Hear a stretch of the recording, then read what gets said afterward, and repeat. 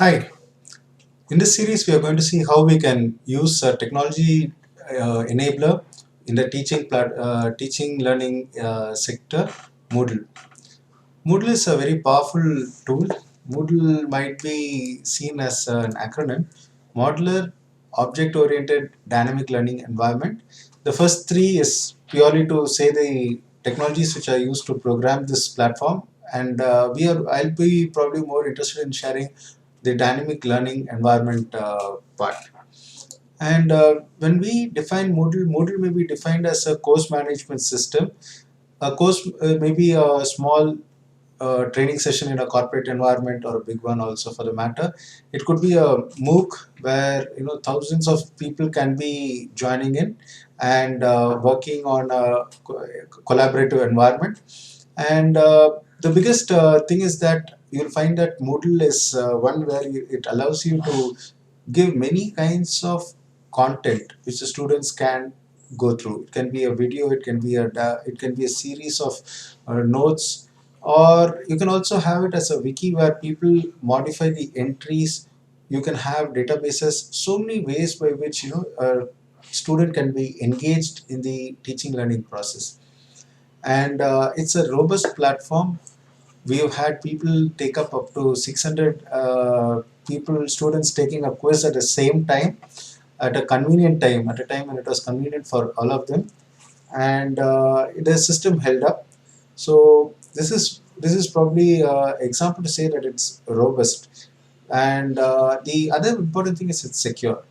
The whole source code or the lines of code which people write is open to anybody for evaluation, for audit. And the other thing is probably you can also customize it because the code is open. This helps us to give a personalized learning environment for students. And these three what do you call as features are right from the Moodle homepage. You can probably also look at it. And being a community backed system, there is no way by which a person can say, no, this code belongs to me, so I will not share it with you and stuff like that. Now, whenever we look at a course, we look at how the material can be generated and given to the students in a secure manner. So you can control access to material. You can also see whether the progress of a student very is to your requirement. So this is something which we can call in the content delivery side. You'll also find that there are a lot of tools which gamify the whole thing. In other words, when I say gamify, it means make the thing fun, make the whole learning process as a game.